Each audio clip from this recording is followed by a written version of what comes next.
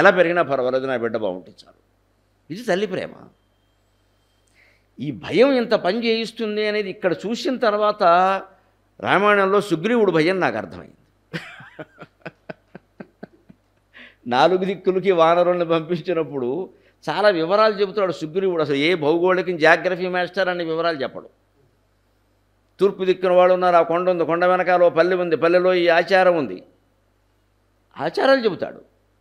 పశ్చిమ దిక్కు చెబుతాడు, ఉత్తర దిక్కు చెబుతాడు. రాజ్యం అక్కడ కేవలం ఆడవాళ్లే పరిపాలిస్తూ ఉంటారు ఆ రాజ్యంలో అంటాడు. ఎప్పుడు చూశాడు ఇవన్నీ? మొత్తం 4 దిక్కుల్లో ఉండే భౌగోళిక విశేషాలన్నీ వాల్మీకి మహర్షి సుగ్రీవుడి చేత కనీసం ఒక 100 శ్లోకాల్లో వర్ణింపజేశాడు. అప్పుడు రాముడికి అనుమానం వచ్చి సుగ్రీవుడు అడుగుతున్న, నువ్వు ఎంత యాత్రా స్పెషల్ బస్సు ఎక్కి చేసావా, ఇవన్నీ నీకు ఎలా తెలిసాయంటే, ఇన్ని విశేషాలు చెబుతున్నావు, మేము ఎప్పుడూ చూడలేదు ఇవన్నీ, హనుమంతుడు కూడా చూడలేదు, నువ్వెలా చూసావా అంటే అప్పుడు చెబుతాడు సుగ్రీవుడు, మా వెనకాల మా అన్నగారు వాలి తంతు ఉంటే నాకు ఒళ్ళు తెలియలేదయ్యా, పరిగెట్టాను అప్పుడు ఏమైపోయింది అనుకుంటాం, అలా చక్ర ప్రతిమా తతో వై పృథివీమయా,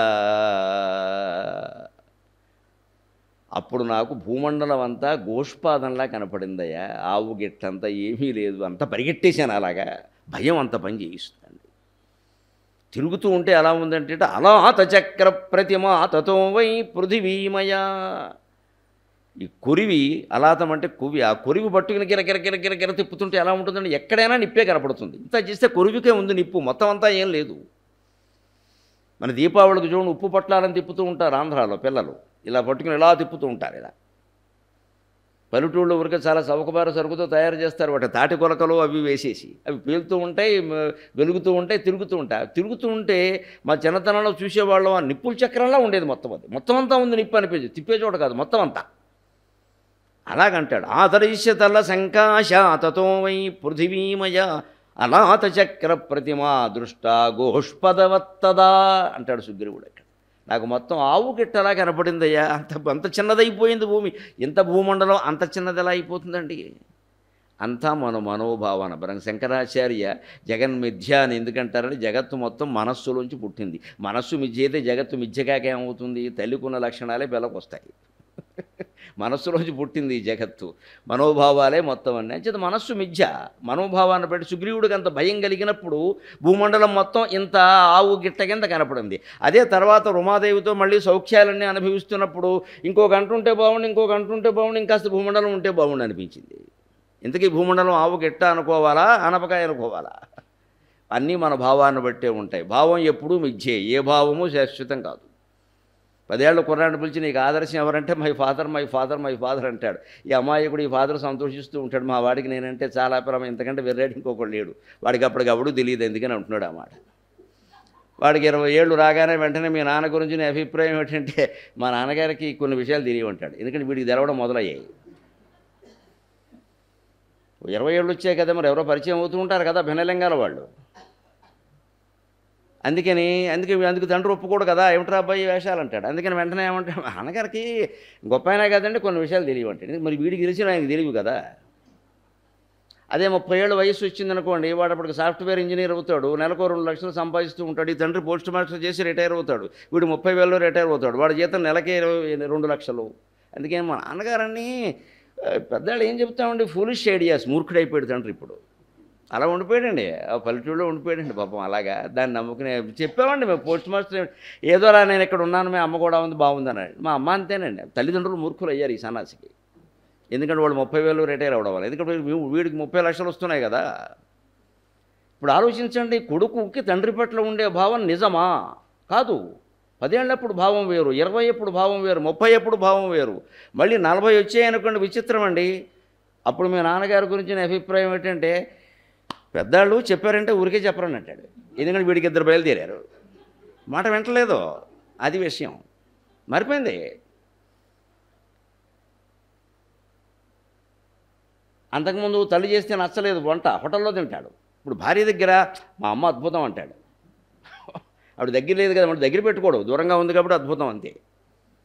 దూరంగా ఉంది కదా, రాదని గ్యారంటీ కుదిరాక అప్పుడు అద్భుతం అంటాడు. మా అమ్మ అద్భుతం అంటాడు, ఎందుకంటే భార్యను ఆక్షేపించడానికి. మరి ఇదివరకు అమ్మ వంట నచ్చలేదు, అమ్మ వండి సిద్ధంగా పెట్టి కూర్చుని చూస్తుంటే బయట ఫ్రెండ్స్తో తినేసానమ్మా, అయిపోయింది. భావం ఇలా ఉంటుందండి. ఏ తల్లి పట్ల, తండ్రి పట్ల, భార్య పట్ల, ఎవరి పట్లనైనా సరే మన భావాలు నిరంతరం మారిపోతూ ఉంటాయి. ఇంకా 50 ఏళ్ళు దాటినటువంటి మగాడిని మీరు పలకరించండి, మీ నాన్నగారి గురించి మనం అడగక్కర్లేదు. అన్నాళ్ళ బల్ల దగ్గర కూర్చుని చచ్చిపోయిన అమ్మని నాన్నని పొగడ్డమే పని, ఎందుకంటే వాళ్ళు పోయారు కాబట్టి. అద్భుతం అండి మా అమ్మ ఆయన చెప్పిన మాట. ఎందుకని మరి ఇన్ని మార్పులు ఎందుకు వచ్చాయండి ప్రతి 10 ఏళ్లకి? ఒకే మనిషి కదా, ఒకే బంధం కదా. భావం అటువంటిది. భావం ఎప్పుడూ అభావమే. దాంట్లో ఏముంటుందో తెలియదు. మనస్సు అంటే గాలివాటం. అందుకని మనందరి మనస్సుల కారణంగానే ఈ జగత్తు ఏర్పడింది. మనందరి మనస్సుల్లో ఉండే భావాల కారణంగానే మనం బంధితులమయ్యాం, ముక్తులమయ్యాం. మన ఏమో మనుష్యాణం కారణం బంధమోక్షయం. ముక్తి బంధం రెండు మన మనస్సులో ఉన్నాయి, ఇంక బయటెక్కడ లేవు. ఈ మనోభావాలను బట్టే మనం ముక్తులం అవుతామా, బంధితులం ఏమన్నాయో తేల్చుకోవాలి. అందుకోసమే వేదాంతం. అంతే భయం అనేది, సుగ్రీవుడు ఎంత భయపడ్డాడు అంటే రామాయణం చదివాక వాల్మీకి చెప్పాడు కాబట్టి నమ్మాం. కానీ మనం ఏమో ఎంత ఉంటుంది ఈవిడ అలా పరిగెట్టేస్తారా అని అనుమానం వస్తుంది. మొన్న చూశాకంటే పత్రికల్లో బొమ్మల్ని, అంతకంటే ఘోరం మీద అనుకున్నాను నేను. రన్వే మీద విమానం ఎగురుతుంటే పట్టుకుని వేలాడాడండి. కింద పడిపోతాడని తెలీదా? ముగ్గురు కింద పడిపోతారని తెలీదా? పైగా ఆ దేశంలో ప్రముఖ క్రికెట్ ప్లేయరో, హాకీ ప్లేయరో అతనికి ఈ పాటి పరిజ్ఞానం లేదా? పడిపోయాడు పాపం, ప్రాణభయం. అంటే ఏమో అదృష్టవశాత్తు పడతాం. ఇంకో విచిత్రం, అవతల విమానం ఆగాక విమానం చక్రం మీద ఇంకో మృతదేహం కనపడింది ఆగాక. అంటే పోయాడు, అక్కడే ఉన్నాడు వాడు, అక్కడ తీశారు దాన్ని. ఆశ్చర్యకరమైన ఈ పరిణామాలు, అత్యాధునికమైన పరిణామాలు నేను ఎందుకు ఉదాహరిస్తాను అంటే, మన ప్రాచీన వాంగ్మయం ఎంత సత్యమో జనానికి తెలియాలంటే ఇటువంటివి చెప్పాలి. మనం ఇటువంటివి చెప్పాలి, పేపర్లో చదవాలి, చెప్పాలి. ఆధునిక ప్రపంచం అంతా పనికి మారింది. వెధవ పేపర్ ఏం చూస్తాం? వెధవ పేపర్ అయినా చూడక తప్పదు. ఎంతోమంది వెధవల మొహాలు చూస్తున్నాం, అది కూడా చూడాలి. పనికి మాలిన వెధవలు ప్రపంచంలో లేరు. దేశాన్ని దోసుకు తిన్నవాళ్ళు అందరూ లేరు. మనకు కనపడితే వేదికల మీద వాళ్ళ చేత మనం దండలేయించుకోవట్లా. వాళ్ళు దండాలు పెడుతుంటే వంశాభివృద్ధిరస్తు, ఈ పనికి మాలిన వాడికి ఇంకా వంశం వృద్ధి అవ్వాలా? ఎలా ఆశీర్వదిస్తామండి? వీడే దేశాన్ని దోచుకుతున్నాడు. వంశాభివృద్ధిరస్తు అంటే వీడికి ఎవడు పుడతాడు? రావణుడికి మైరావణుడు పుడతాడు. ఎలా అంటాం? పైగా ఇంకా విచిత్రం, వేదబ్రాహ్మణులు నన్ను మన్నించండి, మనోవాంఛాబల చిత్రం, ఇంతకంటే దుర్మార్గమైన ఆశీర్వచనం ఇంకోటి లేదండి. దయచేసి మానేసుకోవాలి ఈ ఆశీర్వచనం. వాడి మనస్సులో ఏముందో మీకేం తెలుసండి? ఎలా అంటారండి? మీ శక్తి ఎటువంటిది? తైత్రీయోపనిషత్తు పొద్దున చదువుతుంటూ చూసిన ఎవరైనా పుస్తకం చూశారా? ఎంత ధాటిగా వెళ్ళిపోయింది ఇది. తన్మయం అయిపోయామే. ఎంత కళ్ళుంటే నాకు ఏదైనా చూడాలని అనిపిస్తుందని కళ్ళజోడు తీసేసి కళ్ళు మూసుకుని నేను మనస్సు ఇలా లగ్నం చేసి విన్నాను నేను. అంతటి శక్తి కలిగినటువంటి వేద పండితుడు మనోవాంఛాఫల సిద్ధిరస్తు అనకూడదండి. వాడికి మర్డర్ చేయాలనుందేమో, ఆ మర్డర్ భావం మనకు వచ్చింది. వాడంతా వాడు సాధించలేడు. మన ఆశీర్వచనం వల్ల అది నెరవేరింది. ఇప్పుడు పాపం ఎవరిది, ఫలితం ఎవరిది? మంది. వాడి మనోవాంఛ ఏమిటో తెలియకుండా మనోవాంఛ ఏమిటండి? అసలు ఏమీ ఆశీర్వదించకుండా పరమేశ్వర అర్పణం మనమని చెబుతోంది శాస్త్రం. నీకు ఎందుకు ఆ గొడవ? నేనైతే మీ పెట్టుకుంటావు. వాడు కోరిందల్లా ఆశీర్వదించాల్సిన పని మనకేమిటండి? నమస్కరించగానే శివార్పణం, చూసుకుంటాడు. వీడు మనస్సులో ఏముందో ఆయనకి తెలుసు. ఆయనకి మూడు మొగ్గల ఆయుధం ఉంది, ఆయనకి వేసేస్తాడు ఒక దెబ్బ. నాకు తెలుసురా అబ్బాయి అని.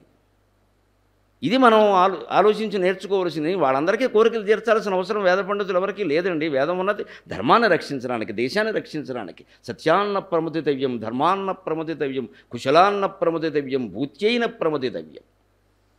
అసత్యమూర్తులనే, అధర్మమూర్తుల్ని కాపాడడానికి కాదు కదా మన ఆశీర్వచనాలు.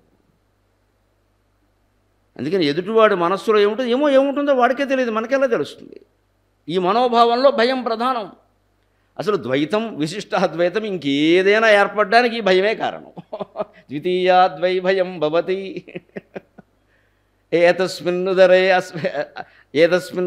ఇందులో ఏమాత్రం ద్వితీయ భావన వచ్చిన భయం అన్నాడు. ఏతస్మిన్నుదరమంతరం కురుతే అధతస్య భయం భవతి ద్వితీయాద్వై భయం భవతి. ఉత్ అరం అంటే శంకరాచార్య భాష్యం రాస్తారు. దాంట్లో ఉత్ అరం అంటే స్వల్పమపి అని రాస్తారు. అరం అంటే అల్పం, ఉత్ అంటే అపి అని అర్థం అక్కడ అంటారు. ఏ కించిత్తు భేదభావం నువ్వు చూపించినా భయం దానివల్ల కలుగుతుంది.